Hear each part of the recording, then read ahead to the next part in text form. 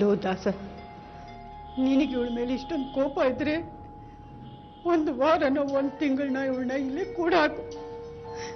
ಆದ್ರೆ ಇಂಥದೆಲ್ಲ ಇವಳು ನಿನ್ನ ಮಗನ ಜೈಲು ಕಳಿಸ್ತವಳು. ಇವಳನ್ನ ಬಿಟ್ರೆ ನನ್ನ ಮರ್ಯಾದೆ ಉಳಿಯುತ್ತಾ? ಕೇರಿ ಹೆಂಗಸ್ರಲ್ಲ, ದಾಸಪ್ಪನ ಹೆಸರು ಕೇಳಿದ್ರೆ ಗಡಗಡ ಅಂತ ನಡೆದವರು. ಈಗ ಬಿಟ್ಬಿಟ್ಟೆ ಅಂತ ಗೊತ್ತಾದ್ರೆ ನಗಲ್ವಾ? ನಮ್ಮ ಹುಡುಗರು ಹಣ್ಣು ಪಡ್ಕೊಂಡು ನಗಲ್ವಾ? ನನ್ ಗುರಿಯಲ್ವಾ?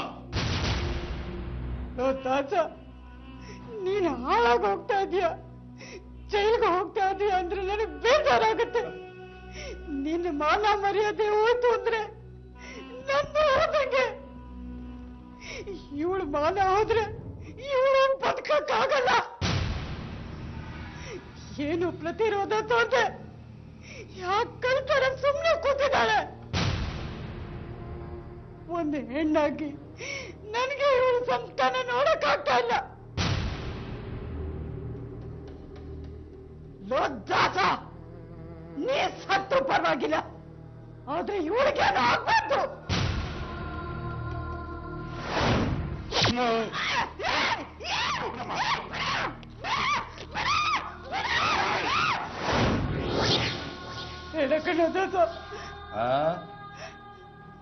ಏನಂದೆ ನೀನು?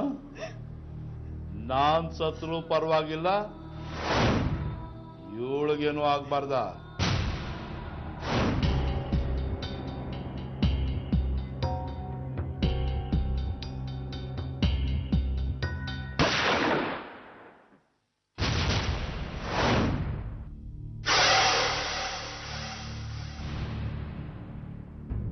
ಅಯ್ಯೋ ಅಣ್ಣ, ಏನಾಯ್ತು? ಸುಟ್ಬಿಡೋಣ. ನಾನ್ ಸುಳ್ಳಿಲ್ಲ,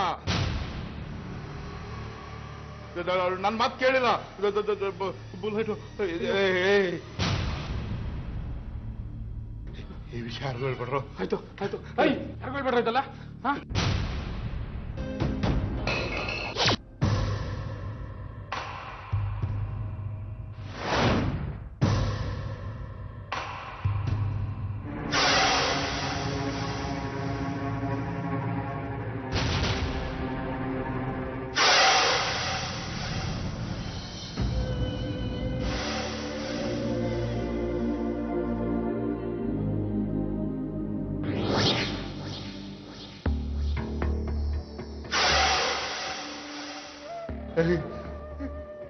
ಗುರು ನೋಡೋ, ಈ ಪುಟ್ಟುಡಿಗೆ ಎಷ್ಟು ದೊಡ್ಡ ತಪ್ಪು ಮಾಡಿದ ನೋಡು.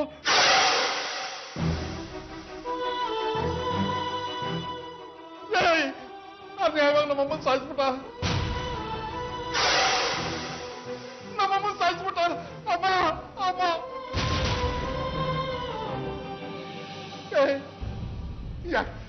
ಯಾಕೆ ಹಿಂಗ್ ಮಾಡಿದೆ?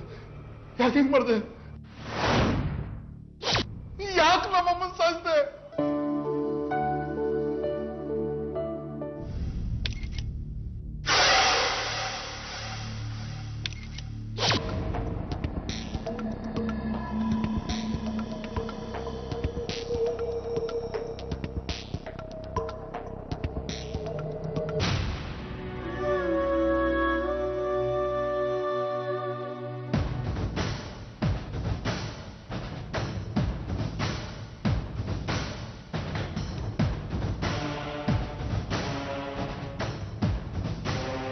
ಹೇಗ್ ನಡೀತು?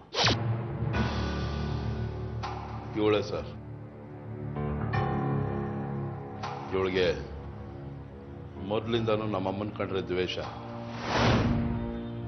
ಇವರಮ್ಮ ನಮ್ಮನೇಲಿ ಕೆಲಸ ಮಾಡ್ತಾ ಇದ್ಲು, ಹಾಗೇನೋ 4 ಮಾತು ಅಂದಿದ್ದಾರೆ.